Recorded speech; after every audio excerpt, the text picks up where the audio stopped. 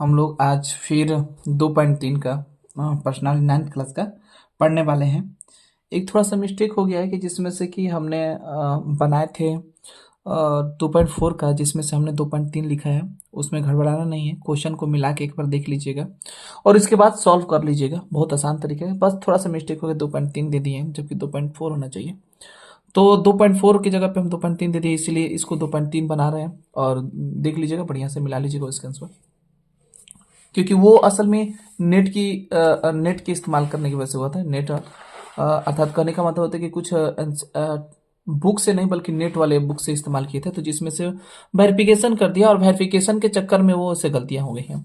तो हम एक्सरसाइज जो बनाने वाले हैं वो हमारा 2.3 का है और क्लास 9th का है। चलिए 9th क्लास का पहला क्वेश्चन क्या है कि बोला है कि पहला क्वेश्चन कि एक्स क्यू प्लस 3x² और 3x² और प्लस 3x+1। तो इसका सॉल्व करते हैं आसानी तरीके से कि बोला है कि क्या बोला है कि इसमें से भाग देने पर शेषफल ज्ञात करें। तो पहले शॉर्ट विधि में हम बताएंगे, क्योंकि शॉर्ट जरूरी है, बहुत शॉर्ट, क्योंकि इसका आंसर शेषफल ज्ञात करना है, ना कि उसका भागफल ज्ञात करना है। तो शेषफल ज्ञात करते हैं, लीजिए एक एक करके। पहला क्वेश्चन नंबर बोला है कि x³ प्लस 3x² और प्लस 3x और +1 है और कुछ करना नहीं है। बोला है पहला ऑप्शन बोला है कि x+1 अगर रखेंगे तो क्या होगा। तो पहले पे हम सॉल्व करते हैं कि पहले x+1 अगर रखते हैं तो हमारा क्या आंसर आता है। तो एक काम करो, इसको कर दो 0 और x बराबर हो जाएगा -1। आपको ये पता होना चाहिए कि ये कैसे हुआ।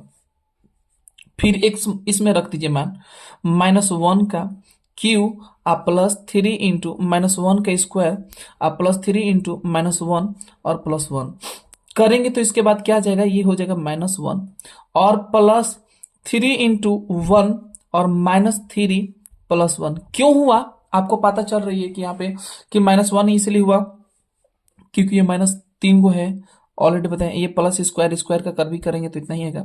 और पता है कि -1 और ये +3 और माइनस कितना हो गया 3 और +1। तो ये देखिए प्लस माइनस कट गया, ये कट गया, तो बराबर हमारा 0 आ गया। शेषफल कितने का 0। अर्थात शेषफल हमारे जो आ गए वो हमारे शेषफल हमारे 0 आ गया। फिर इसी प्रकार से सेम टू सेम अब दूसरा ऑप्शन रखते हैं। अब दूसरा पे चलते हैं। हाँ, तो दूसरा पे ऑप्शन पे क्या बोला है कि अगर मान लीजिए कि x-1/2 रखें तो क्या होगा, इससे भागा देंगे तो क्या होगा। सेम उसी प्रक्रिया पे दोहराइएगा कि आपका हो जाएगा a बराबर 0 कर दीजिए और x बराबर हो जाएगा 1/2, क्योंकि उधर जाएगा प्लस तो माइनस, मतलब माइनस जाएगा तो प्लस हो जाएगा। तो फिर आप मान रख लीजिएगा यहाँ पे कितना कि 1/2 का क्यू रखिए उसी सूत्र पे और प्लस यहाँ पर देख सकते हैं, आराम से देख सकते हैं कि यहाँ पर इस्तेमाल किया गया है, यही फॉर्मूला लगाएगा और कुछ नहीं। इसी पे आपको एक बार इससे भागा देना, एक बार इससे भागा देना, एक बार इससे और इससे। तो इस तरीके से आप कर लीजिए कि 1/,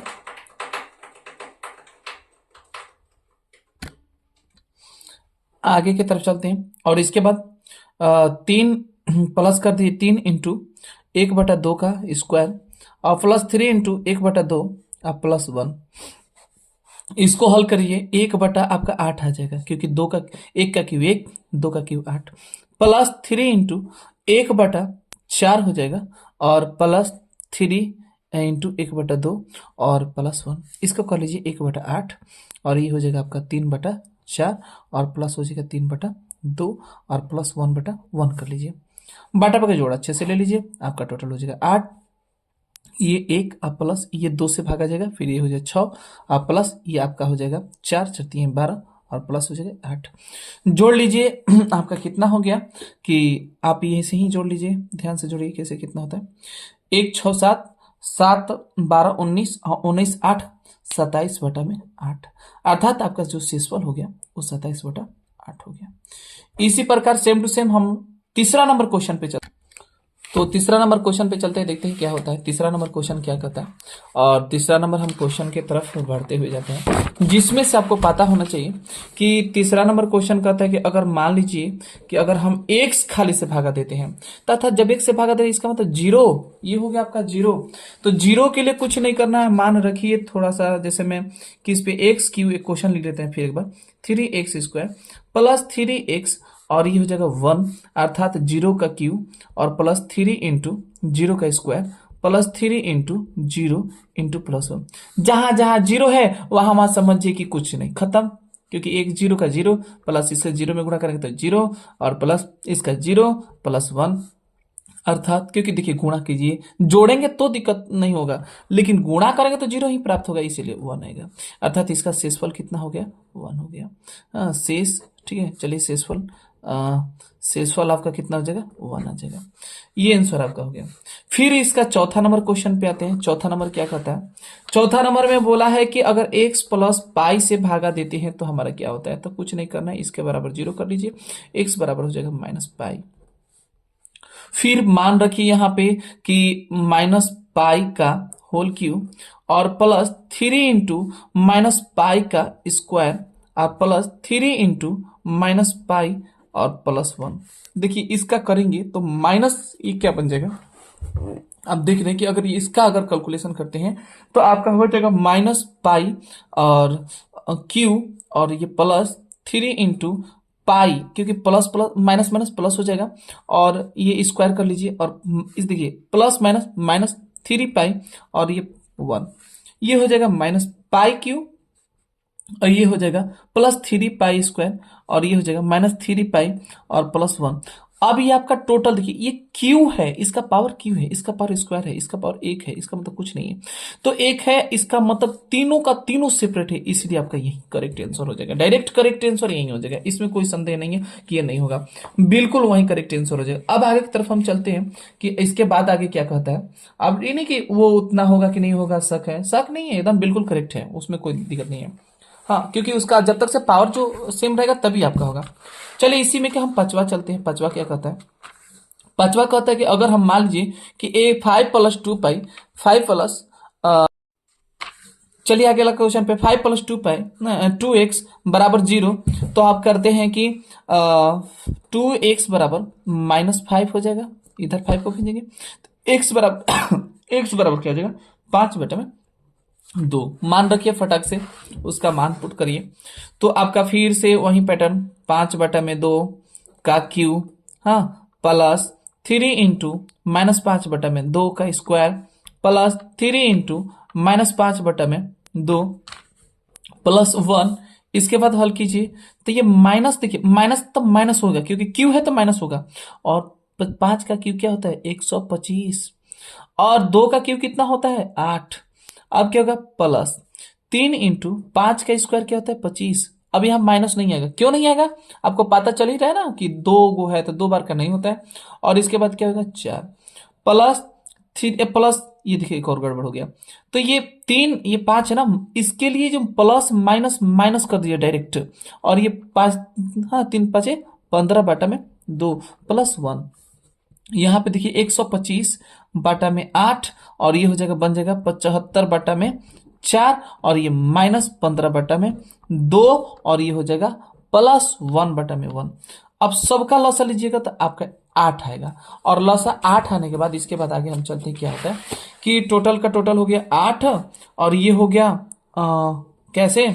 आपको देख ही लीजिए कि 8 से 8 में भागा देंगे तो उतना ही आएगा, इसीलिए -125, यहाँ 100-25।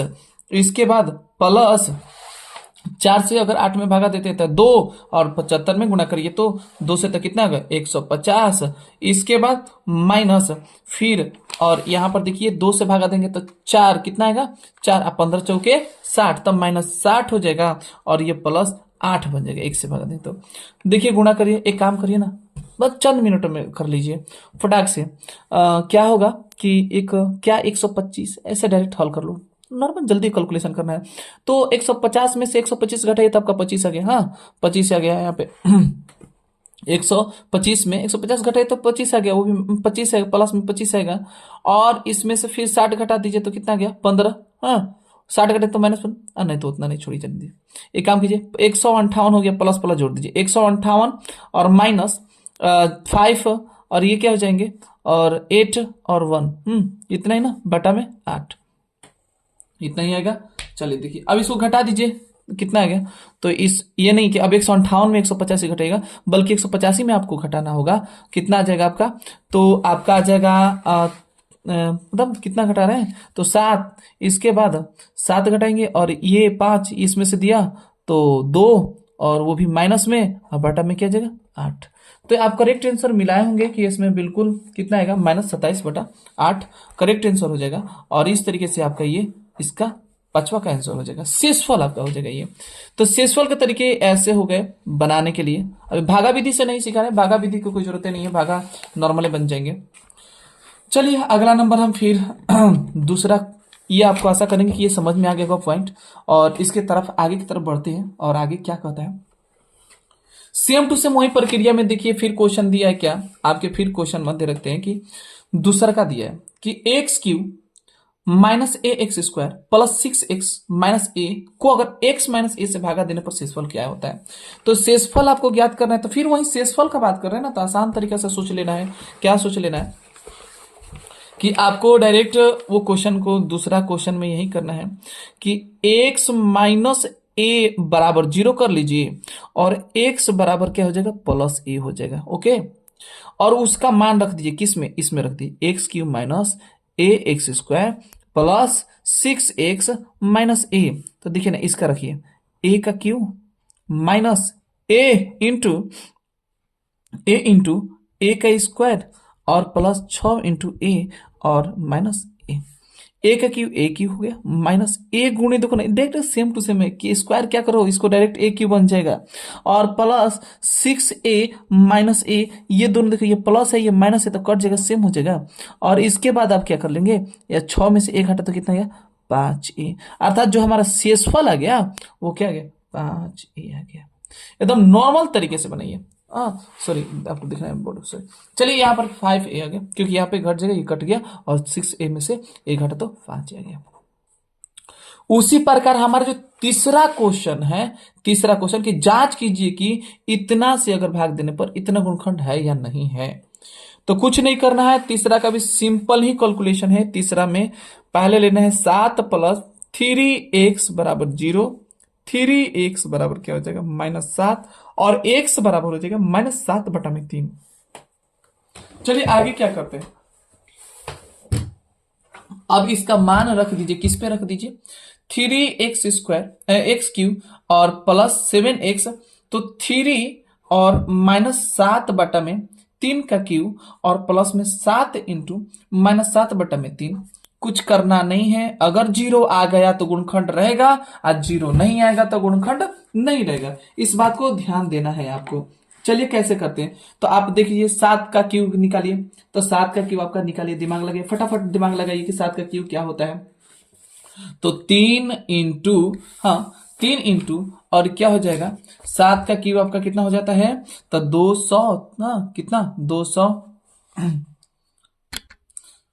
343, और वो भी माइनस में, और बाटा में 9, 3 का क्यूब क्या हो जाएगा 27 प्लस 7 वो भी प्लस क्या माइनस कर दीजिए बल्कि, क्योंकि प्लस माइनस माइनस, और ये हो जाएगा 7 × 49/3।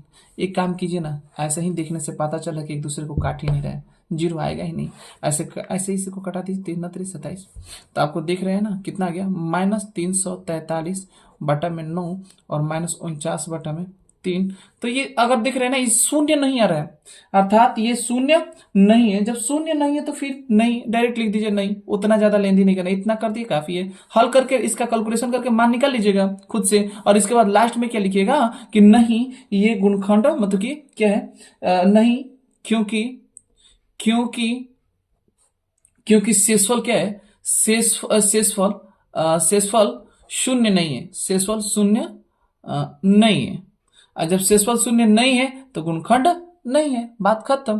तो इस तरीके से आपके ये जो 2.3 के टोटल क्वेश्चन सॉल्व हो गए, जिसमें से आशा करेंगे कि आपको समझ में आ गया होगा। एक दो बार प्रैक्टिस खुद से कीजिएगा जिससे बेहतरीन बन जाएगा और कैलकुलेशन आसान हो जाएगा। और ये इसके कैलकुलेशन इतने भारी भी नहीं है, शेषफल सिर्फ ज्ञात करना था, तो शेषफल ज्ञात करने के लिए ऐसे ही प्रक्रिया चलेगी। अगर हाँ भागफल ज्ञात करना हो तो लॉन्ग विधि बनाना पड़ेगा आपको, और कभी कभी एग्जाम में 5 मार्क्स के आते हैं। तो आशा करेंगे कि सब समझ में आ गया होगा बिल्कुल। और हाँ जाते जाते लाइक एंड कमेंट करना ना भूलिएगा, जिससे कि हमें भी हौसला बढ़ते रहेंगे और बनाते हम भी वीडियो रहेंगे। Okay, thank you for watching videos.